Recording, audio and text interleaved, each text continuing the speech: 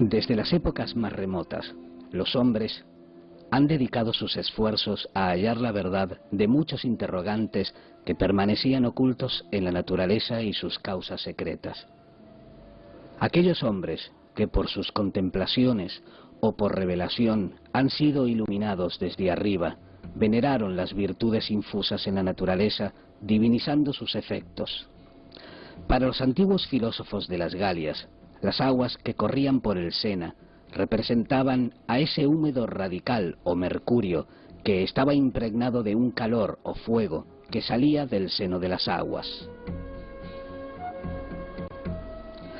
El ocultismo cristiano nos enseña que este húmedo radical de vida está representado simbólicamente por la Virgen María.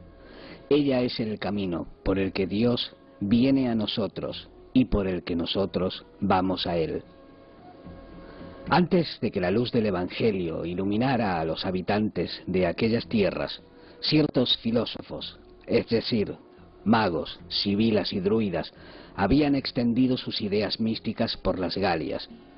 Pero los naturales del lugar, como pueblo belicoso, tosco y poco entendido, no comprendieron el alcance de esas enseñanzas y sacaron de allí toda su mitología. Los magos, que aprendieron su ciencia de los caldeos, eran muy sabios en astrología y cosmología, lo que les permitía ser divulgadores de los efectos e influencias que los astros tienen en este mundo de abajo. Las sibilas recibieron el don de la profecía como recompensa a su virginidad, penetrando en los más grandes misterios de la verdadera religión cristiana. Y los druidas, que habían estado en relación con los egipcios, los fenicios, los griegos y los judíos, que poseían sus libros y su cábala, recibieron todos ellos, por un espíritu profético, que una virgen daría un día a luz para la salvación de los hombres, por lo que le erigieron altares en diversos lugares con la inscripción Virgini Pariture, a la Virgen que debe dar a luz. Los pueblos de las Galias tenían un origen más antiguo que los latinos, que se habían establecido en un país al que llamaron Latium. A estos pueblos galos se les conocía como celtas y llegaron al apogeo de su civilización hacia el año 300 a.C., aunque sus orígenes se remontan al segundo milenio antes de Cristo, durante la llamada Edad de Bronce. El verdadero origen de los celtas se pierde en la noche de los tiempos. Hace milenios, grupos de pastores de origen indoeuropeo convivían en el corazón de Europa.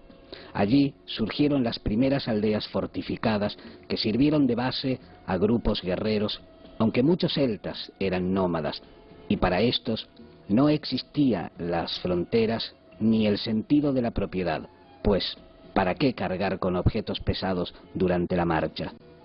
Sin embargo, durante el curso de la llamada Segunda Edad de Hierro, a partir del 475 a.C., comenzaron a ocupar los territorios de Galia, Bohemia, Gran Bretaña, Irlanda, Italia del Norte, España y norte de Portugal. Fueron brillantes orfebres, y a partir del descubrimiento del hierro, sus guerreros dispusieron de ventajas evidentes frente a las armas de bronce. Se podía conseguir un filo más cortante, duro y resistente. Gracias a sus incursiones y conquistas, ocuparon todas las tierras, desde el mar Báltico al Mediterráneo, hasta la costa oeste de España, la actual Galicia, o tierra de los galos, y desde el Mar Negro a las costas de Irlanda, país que en sus comienzos fue gobernado por un misterioso pueblo druida, los Tuatha de Danann, los hijos de la diosa Dana, la Danae griega, madre de Perseo, a quien Zeus fecundó en forma de lluvia de oro, la diosa de la tierra y madre de los dioses y los héroes, de los que se afirma se convirtieron en hadas del otro mundo, es decir, que viven en las dimensiones superiores. Este pueblo misterioso de gentes despiertas son descendientes directos de los antiguos atlantes y sus enseñanzas forman la base del conocimiento druídico y de la mitología celta. La llegada de los Tuatha de Danann figura en su ciclo mitológico anual y coincide con el 1 de mayo, conmemoración de Beltane, o fiestas del fuego, en honor al dios Bel, divinidad caldea, a quien se consagró un monte llamado Tumbelén, Cerro de Bel. Esto nos recuerda a la ciudad de Belén o Belén, donde naciera el Salvador del mundo y cuyo nombre significa Torre de Fuego. En realidad, los druidas de las Galias iban a Gran Bretaña e Irlanda para visitar los santuarios y lugares de iniciación, como el de Stonehenge, para completar su instrucción. Los viajes de los druidas y sus reuniones fueron un elemento de cohesión, pues cimentaban la unión de los pueblos celtas y el sentimiento de parentesco. Así, la Galia y sus gentes tomaron contacto con otros pueblos, como Egipto y particularmente Grecia, de los que asimilaron ciertas facetas culturales que influyeron notablemente en la civilización celta. Fue el historiador griego Heródoto quien por primera vez mencionó a este pueblo diseminado por toda Europa, a los que se consideraba en su conjunto con el nombre griego de Kelti. En la época de la fundación de Roma y su imperio, la Cité de París en las Galias aún no existía, y el lugar no formaba más que una isla pantanosa. Los primeros habitantes de esta isla se llamaban lutecienses, nombre que viene de la palabra latina lutum o luto, que significa barro, a causa de la situación del Sena, cuyas aguas esparcidas en múltiples brazos anegaba la tierra, y tomaron como escudo de armas a los apos, de los cuales estaba lleno el pantano.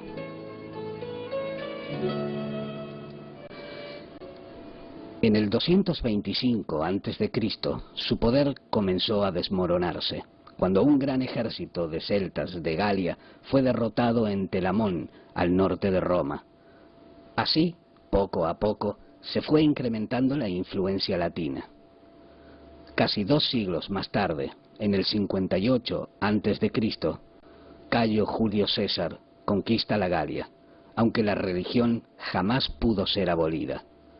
Realmente, César, a quien más temía, era a los druidas, porque se habían encargado de inculcar a su pueblo unas creencias muy sólidas.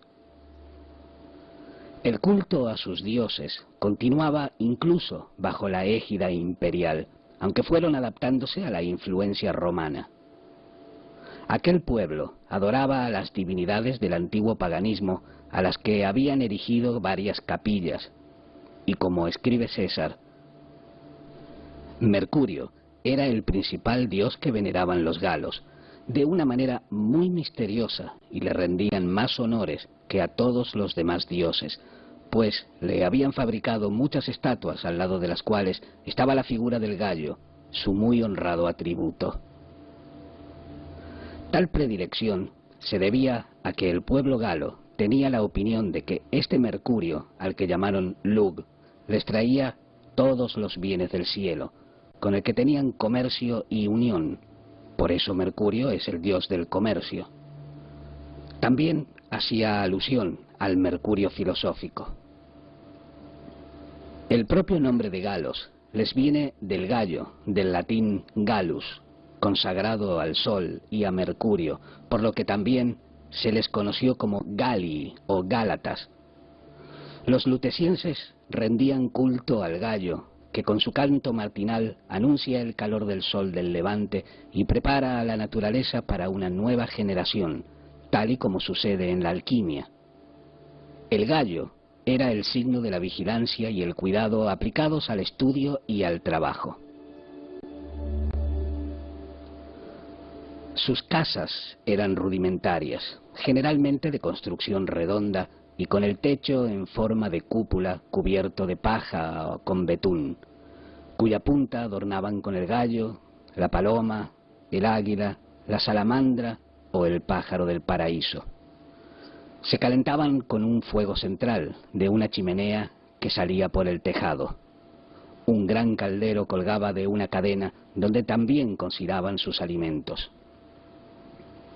Los estamentos que integraban la sociedad tradicional celta permanecieron invariables durante siglos, incluso bajo la dominación romana, pues cada una de las provincias mantenía sus propios reyes sagrados, elegidos mediante ritual y libremente por el pueblo. El rey ostentaba el poder material y los poderes ejecutivos.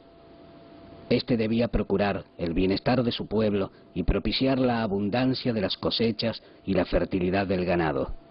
De lo contrario, si la naturaleza se mostraba poco generosa y los elementos rebeldes, el rey era derrocado. Debía ser perfecto, ninguna deficiencia física, mental o espiritual podía deformar su personalidad. Una actuación injusta al tomar una decisión relevante sin consultar con anterioridad a sus druidas llevaba inevitablemente a su destitución. Tenía el pueblo galo sus fiestas públicas, mezcladas a menudo con la extravagancia, aunque llenas de un valor simbólico, heredadas de antiguas tradiciones. Las más populares eran celebradas en honor de Baco y Ceres, a menudo en compañía de Venus. Las llamaban pequeñas y grandes orgías, del griego orgi, que significa reunión de danzarines, seguidas de las bacanales, que se hacían en épocas determinadas, durante las cuales cesaban casi todas las actividades. En la Grecia antigua, y sobre todo en el templo de Eleusis y en el anfiteatro de Dionisio, al pie de la Acrópolis de Atenas, se celebraban unas danzas que transmitían mensajes secretos a los iniciados por medio de sus movimientos y eran llamadas las sagradas orgías. Las pequeñas orgías comenzaban el 11 de noviembre, cuando la cosecha ya se había realizado y duraban varios días. Las grandes orgías comenzaban a finales de diciembre y tenían una duración mayor que las primeras, hasta la fiesta del rey, en la que en cada familia se buscaba un haba en un pastel. Esta haba, del griego giamos, término que se relaciona con gianos, que significa negro azulado, venía a representar al mercurio alquímico, que se extrae de una masa informe o energía en bruto, alegorizada en este caso por un pastel. No todos comprendían el valor secreto de estos ritos asociados a los griegos y transmitidos por los druidas, pero el pueblo encontraba este tiempo de muy buen gusto, pues se dedicaban a la danza, al ocio y a las voluptuosidades. No hay que omitir el hecho de que los druidas celebraban la fiesta del Guy del Roble. El primer día de marzo iban en procesión a buscarlo a los montes y bosques y en medio de gritos y aclamaciones decían: «Al Guy, el año nuevo», y con una rama en la mano bebían deseándose salud unos a otros. Marzo es el mes de Aries o del Cordero, el primer signo zodiacal que marca el inicio de la primavera y del fuego secreto. Por otra parte, el roble era para los druidas el árbol de la ciencia del bien y del mal. Los robles representan también la cábala y su lenguaje secreto que, transmitido por los griegos, hablaban los druidas, nombre que deriva del griego dride, de dris, roble. De Cyrano Bergerac, refiriéndose a este lenguaje secreto en su Historia de los pájaros, dice: «Contempla las encinas de donde nos hallamos y que tienes ante tu vista. Somos nosotras las que te hablamos, y si te sorprendes de que hablemos una lengua usada en el mundo del que procedes, sabe que nuestros primeros padres son originarios de él, y vivían en Épiro, en el bosque de Dodona, donde su bondad natural los impulsó a poner oráculos al alcance de los afligidos que los consultaban. Por esa razón habían aprendido la lengua griega, la más universal que existía entonces, a fin de ser comprendidos. Los druidas estaban muy unidos a la encina, también al abedul, cuyas ramas se utilizaban para azotar a los delincuentes y expulsar a los demonios, y al sauce, que era el árbol de las brujas. En inglés, bruja se dice witch, palabra que proviene de willow, sauce, árbol bajo cuya protección estaban los poetas. Pero los rituales druídicos destacaban la importancia del roble, del cual recogían el muérdago, que representaba el espíritu del árbol dios, y comían las bellotas a fin de potenciar sus facultades adivinatorias. Los atributos mágicos del muérdago superaban a los de cualquier otro vegetal. Sus propiedades terapéuticas eran inagotables, ya que podía curar los ataques epilépticos, problemas de la piel, infertilidad, y era considerado el mejor antídoto contra todos los venenos conocidos. En el país de Gales se le llamaba oliach, cuyo significado es el de panacea universal. Los druidas tenían un ritual específico para el roble. En el sexto día del creciente lunar, la asamblea de sacerdotes se reunía bajo el árbol elegido.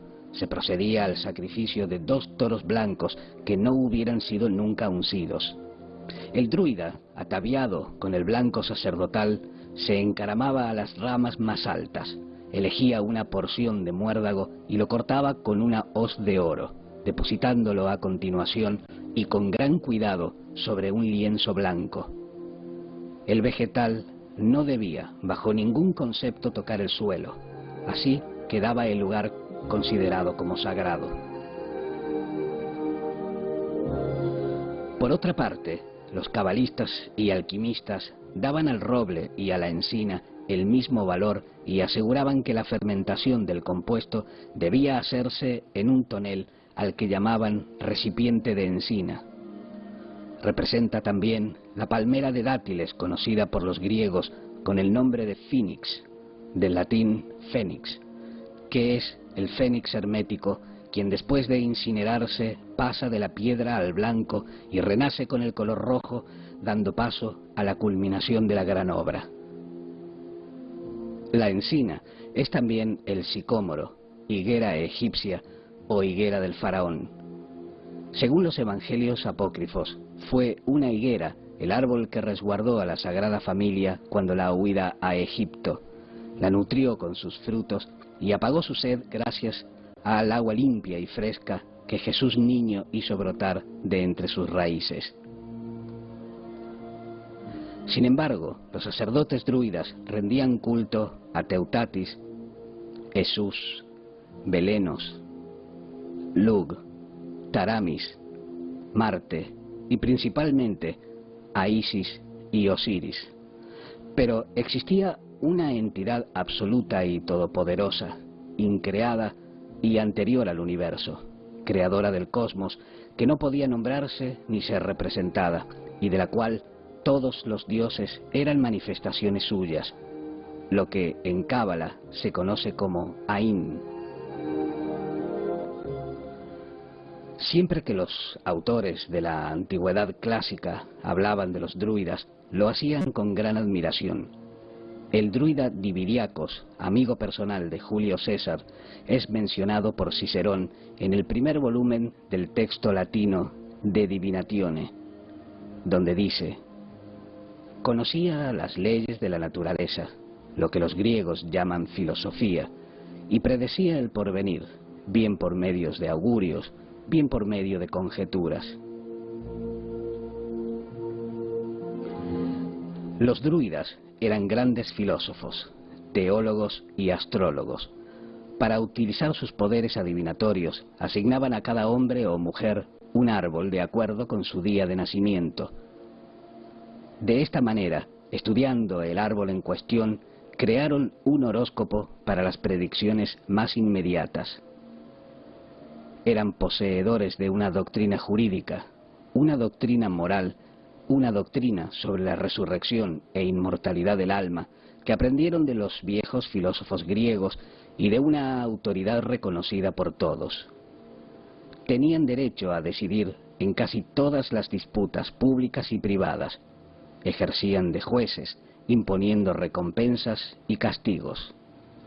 Sus sacerdotes, con un archidruida o gran sacerdote a la cabeza, observaban una gran pureza en sus costumbres y seriedad en sus oficios, hasta el punto de ser considerados ministros de los dioses y tan venerados que se les consultaba sobre cuestiones de gobierno, nación y otros temas principales por los naturales de la zona, así como otros poderes y pueblos. Los oráculos que interpretaban eran reputados como si hubieran salido de la boca de los dioses. Tenían tal fuerza y efecto como si el cielo y todo el consejo del Olimpo hubiesen pronunciado tales decretos. Los celtas se mostraron tan satisfechos de sus maestros que no dudaban en poner a sus hijos bajo tutela tan apreciada, porque sabían que recibirían una educación superior. Los cultos de los druidas no solo impresionaban a los extranjeros, sino también a los insulares lutecienses, sus vecinos. Así estos fueron adoptando pacíficamente la religión y cultos de las Cité. Se fundaron templos bajo la advocación de Isis y de Osiris, su esposo y hermano. Fue en esta ocasión que los habitantes de la isla que formaba la Cité de los lutecienses, es decir, de los barrosos, cambiaron su nombre y tomaron uno menos sucio y más elevado como propio y especial para la divinidad principal a la que adoraban, llamándose parisinos, de las palabras Paraisis, del francés Parisis, y de aquí París, lo que daba a entender que esta ciudad seguía su culto y que era su divinidad tutelar.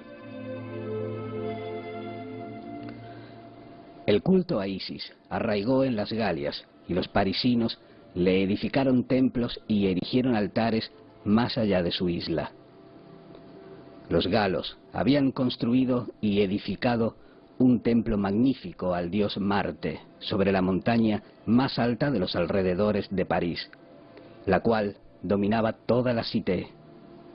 Esta montaña es conocida hoy con el nombre de Montmartre, y la opinión popular lo traduce como Monte de los Mártires, cuando en realidad se trata del Monte de Marte, como se le conoció en su fundación.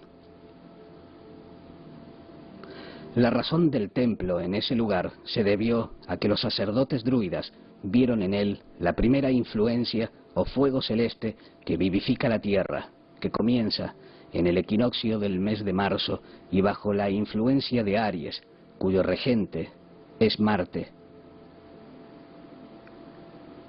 En el octavo libro de los comentarios de Julio César se hace referencia a los sacerdotes de este templo, a los que se les reconoce como Gutuater Martis, es decir, consagrados a Marte. El término Gutuater, cuya raíz viene de Gutu, voz, y Ater, emparentado con Pater, representa al padre de la palabra, o al encargado de pronunciar las invocaciones mágicas y las alabanzas. Siguiendo con la doctrina druídica, la diosa Isis era el húmedo radical o mercurio, influido por la luna, a la que se consideraba como madre original de toda creación. Isis representaba el conjunto de todas las virtudes, inferiores y superiores. Era la matriz, el envoltorio y el vehículo del fuego celeste. Su esposo, el dios Osiris, era el calor natural regentado por el sol que actuaba sobre ese húmedo lunar. Se sabe que los filósofos paganos, magos o druidas nunca daban sus enseñanzas arbitrariamente, sino de maestro a discípulo. Incluso prohibían la escritura literal en este sentido. aunque sí poseyeron un alfabeto rúnico, llamado Ogam, que grabaron en sus estelas. Este alfabeto no fue de uso popular, sino empleado por los druidas en sus ritos mágicos y encantamientos. Transmitían su doctrina a través de la palabra con ingeniosas fábulas que inventaron para caracterizar las virtudes de la naturaleza y el arte secreto de sus operaciones, cuyo conocimiento y práctica exigía esta discreción frente al pueblo grosero y profano que convierte en desprecio y en mal las cosas más sagradas. Los centros de aprendizaje más renombrados se hallaban en el país de Gales, Escocia y la Bretaña francesa, pues estos lugares tenían el privilegio de poseer una extraña concentración de corrientes telúricas. 20 años de retiro, meditación y profundos conocimientos sobre astronomía, astrología, historia, mitología, teología, filosofía, derecho, geografía, magia práctica, esoterismo, medicina, música, interpretación y psicología formaban parte del aprendizaje que convertía al discípulo en alguien muy especial, pues había recibido las enseñanzas que le transformarían en un maestro, en un druida.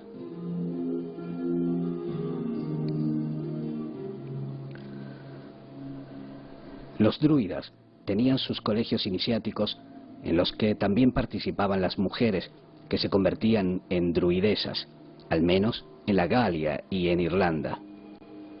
Pomponius Mela, escritor y geógrafo hispano-romano del siglo I, menciona a las galicenas, que eran unas vírgenes muy bellas a las que se podía encontrar en la pequeña isla de Seine, al oeste de la Bretaña francesa.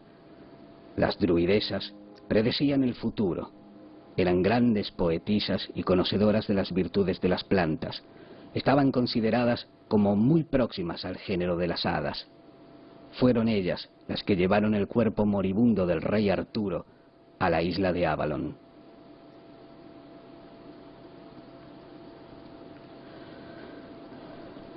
Los druidas se dividían en 5 categorías.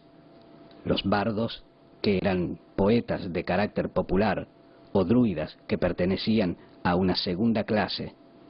Se encargaban de exhortar la virtud y dar valor a los guerreros, y lo hacían con música, acompañándose del arpa y la flauta, de poesía y de danza. Eran los depositarios de la memoria celta. Los vates, o adivinos, eran poetas encargados de la predicción del futuro. Los vacíos cuidaban de las ofrendas a los dioses y de la interpretación de la religión. Los sarónidos enseñaban a los jóvenes, y los causídicos cumplían el papel de jueces en los conflictos civiles y criminales. Los colegios druídicos evocan a otros de distintas latitudes, como los de los augures y vestales romanos, los de Egipto, Atenas o Creta, entre otros. Inclusive, en la antigüedad llamó la atención la semejanza de la doctrina de los druidas con la pitagórica, lo cual dio origen al orfismo, que compartía la doctrina de la inmortalidad del alma y el descenso a los infiernos. El griego Estrabón dice que los druidas enseñaban que las almas de los hombres son inmortales, el mundo también, pero que un día, sin embargo, solo reinarán el fuego y el agua. Para celebrar sus ritos más secretos, al carecer de templos propiamente dichos, se retiraban a una isla, a la cima de una montaña, al corazón de un bosque, o a un claro entre los árboles, a los que llamaban Nemetón, que significa santuario. Varias ciudades fueron nombradas con estas disidencias. Nemetodorum, la actual Nanterre, cerca de París; Nemetobriga, en Galicia. Las plantas, los ríos y las piedras tenían para los celtas un intenso significado espiritual.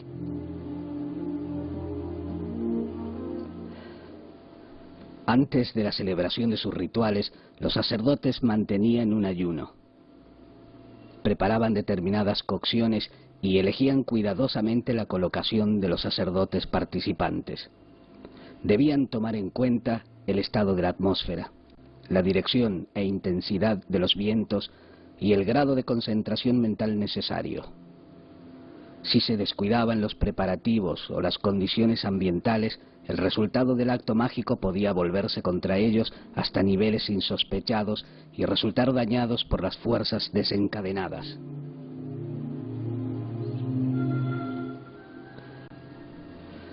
Con extrema precaución, preveía el druida la cadencia del recitado, la postura a adoptar, los gestos y la musicalidad precisos. Uno de los rituales estaba orientado hacia la oniromancia, o adivinación por los sueños. El druida mascaba un trozo de carne, lo depositaba sobre una piedra plana detrás de una puerta. A continuación, invocaba a los dioses y recitaba una plegaria mágica. Se recostaba y se entregaba al sueño con las mejillas apoyadas en las palmas de las manos. Sus compañeros mantenían la estancia en silencio y calma absolutos, hasta el revelador despertar del durmiente. Entre los irlandeses, este género de actividades adivinatorias era denominado Imbas Forosnai.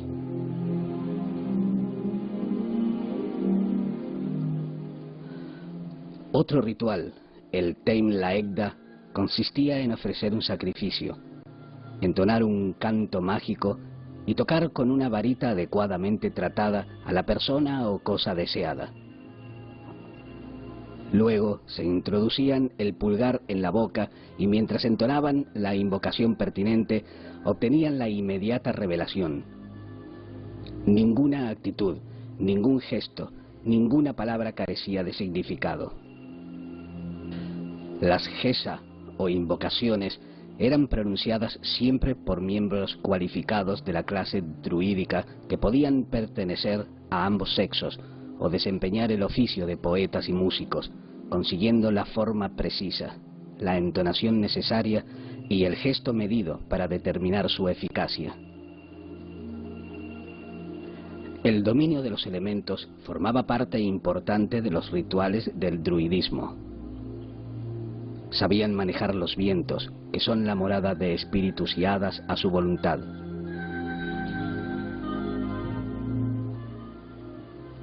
Cuando los hijos de Milé, de la flota galesa, avistaron las playas de Irlanda, los druidas pertenecientes a la estirpe de los Tuatha de Danann lograron con su magia que los vientos alejaran las naves de los intrusos.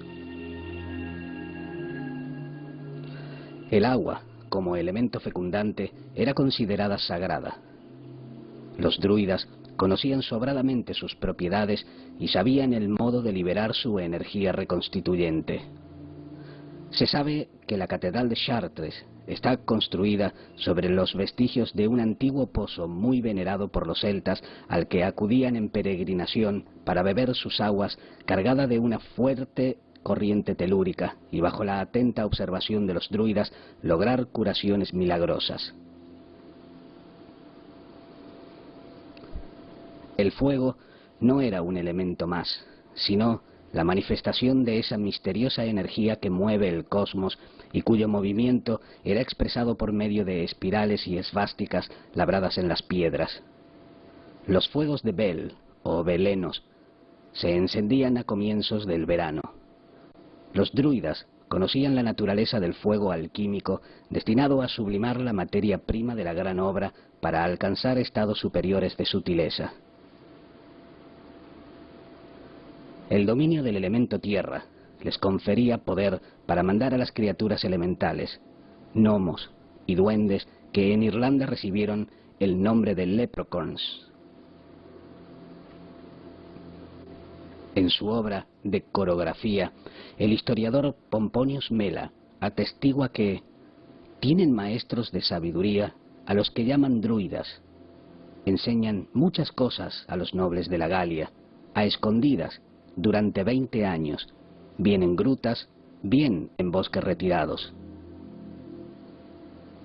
El culto de los druidas estuvo muy ligado a las piedras. Sin embargo, gran parte de los monumentos datan de fechas arcaicas anteriores a la llegada de los celtas. Los druidas, tan asociados a la madre naturaleza, supieron extraer de la tierra su energía magnética y veneraron los conjuntos megalíticos ya construidos a los que acudían para meditar y hacer sus observaciones astronómicas, siendo, tal vez, los más famosos el alineamiento de Karnak en la Bretaña meridional francesa y el de Stonehenge en la llanura de Salisbury, al sudoeste de Inglaterra, con una antigüedad calculada en más de 4.500 años. El dios solar de Stonehenge se regía, según todos los indicios, por el calendario egipcio representado por medio de arcos y pilares los días del mes ordinario. El año solar se dividía en 5 estaciones, cada una de las cuales contaba con 3 períodos de 24 días. El círculo del gran complejo fue trazado y orientado de tal modo que, al amanecer del 21 de junio, en el solsticio de verano, los rayos solares inciden directamente por el final de la avenida de entrada hasta iluminar el altar central para deslizarse luego sobre el pilar de Hillstone, colocado sobre la zona externa del círculo, donde el sol parece quedar colgado, inmóvil.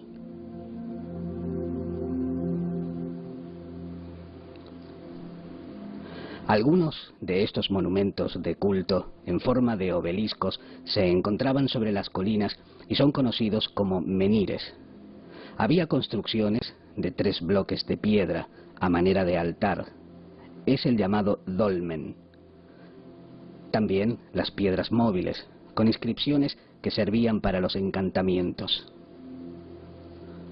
A pesar de que no todos comprendían los secretos asociados a Isis, como madre naturaleza, los parisinos en su conjunto le rendían honores y la veneraban religiosamente como sucedía desde las épocas más remotas de la antigüedad. Plutarco, hablando de Isis, dice que en Sais, en el templo de Minerva, a la que equiparaba a Isis, se leía: «Yo soy todo lo que ha sido, todo lo que es y todo lo que será. Ningún mortal ha levantado aún mi velo perfectamente». Lucio Apuleyo, el iniciado en los misterios de Eleusis, en sus Metamorfosis, también conocidas con el nombre de El asno de oro, hace hablar a Isis en estos términos: «Yo soy la naturaleza, madre de todas las cosas, maestra de los elementos, el comienzo de los siglos, la soberana de los dioses, la reina de los manes. Mi divinidad, uniforme de sí misma, es honrada bajo nombres diferentes y en ceremonias diferentes. Los frigios me llaman Pesimextiana, madre de los dioses, los atenienses Atenea, los romanos Minerva, los de Chipre Venus, los de Creta Diana y Mixtina, los sicilianos Proserpina, los de Eleusis la antigua Ceres, otros Juno, Beliona, Hécate, Ramnusia, finalmente los egipcios y sus vecinos Isis, que es mi verdadero nombre». Todas las estatuas que los antiguos paganos erigieron a las divinidades a las que veneraban eran una representación de las virtudes divinas, objeto de su culto a la naturaleza. Pues bien, la naturaleza, servidora de la divinidad que el artista hermético encuentra en esa masa informe, fuego acuoso y agua ígnea, ha sido, bajo la imagen de Isis, el sujeto esencial de los pueblos antiguos y cuya estatua material no era más que la imagen de sus atributos celestes. De esta manera, Aurus, el dios del día y de la vida, era hijo de Isis y de Osiris, es decir, de la naturaleza y del calor del fuego solar. Las imágenes de Isis estaban vestidas de negro para señalar la vía de la putrefacción y de la muerte, comienzo de toda generación natural, sin cuyo concurso es imposible llegar a buen fin en el magisterio de la obra. En muchas ocasiones a esta Virgen se le representaba con la luna a fin de significar el mercurio filosófico, que es su diminutivo. Pues la luna es un cuerpo opaco, sin luz propia, que es capaz de brillar cuando ha recibido los rayos del sol, ese espíritu infuso que es su agente y que los maestros del arte llamaron azufre.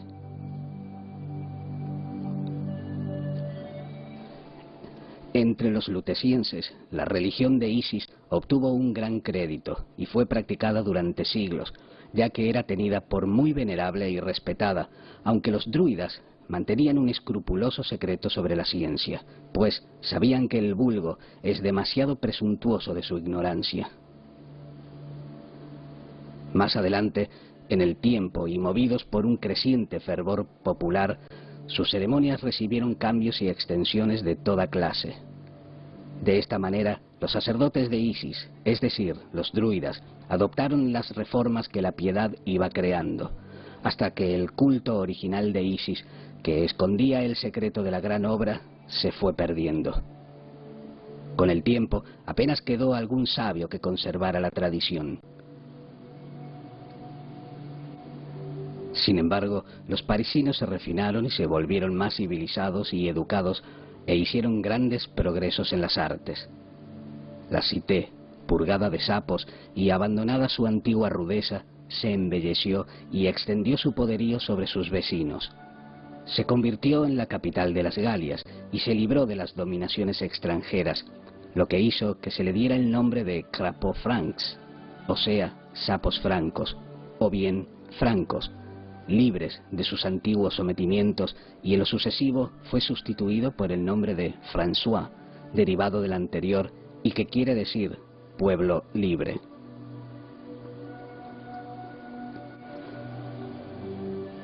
Varios siglos después del nacimiento de Cristo, los discípulos de los apóstoles, siguiendo sus misiones evangélicas, habiendo penetrado en las Galias, sembraron los principios y establecieron los fundamentos del cristianismo, pues, como afirma un historiador de la iglesia de Chartres, ciudad que después de la cercana Dreux era la sede principal de la religión de los druidas, aquellos que a este país fueron enviados para anunciar el Evangelio hicieron muchos progresos, porque encontraron allí disposiciones maravillosas para la conversión de los pueblos, debido a la relación de las ceremonias de los druidas con nuestros misterios.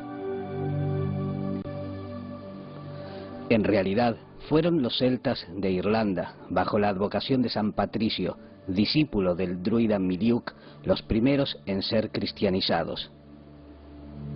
Estos difundieron sus doctrinas a través de leyendas, de las cuales el mito artúrico es el más famoso, con la búsqueda del Grial encomendada al rey y a sus caballeros de la tabla redonda, guiados por el druida Merlín. El rápido paso de la Irlanda pagana al cristianismo es una prueba evidente de que fue toda la clase druídica la que se convirtió, influyendo decididamente sobre todas las demás, lo que da una idea clara sobre el poder que ésta ostentaba en la sociedad céltica. Aquellos apóstoles, algunos no exentos de fanatismo, progresaron en su labor evangelizadora y extendieron la fe cristiana hasta el corazón de las Galias, la ciudad de París. Sin embargo, se pagó un alto precio, se derramó mucha sangre y los templos antiguos fueron destruidos por los celosos misioneros, incluido el templo de Marte, en la montaña conocida como Montmartre, el de Isis y Osiris, erigido en Issy-les-Moulineaux, cerca de París, el templo a Isis, en una zona boscosa llamada Saint-Germain-des-Prés, y otros. Establecidos ya en la Cité, o isla de los parisinos, Destruyeron allí todas las capillas que estaban dedicadas a los dioses del paganismo, como las que estaban donde hoy se encuentran las iglesias de Saint-Denis de la Chartres, Saint-Marin y algunas otras. Entre los parisinos subsistieron algunas fiestas religiosas que posteriormente se fueron adaptando al rito católico hasta que cayeron en el olvido. Las costumbres cambiaron y las artes y las ciencias crecieron. Sin embargo, les quedaba aún a los sucesores de aquellos misioneros el coronar sus trabajos apostólicos con la construcción de una iglesia catedral donde la Madre de Jesucristo fuera invocada según su fe.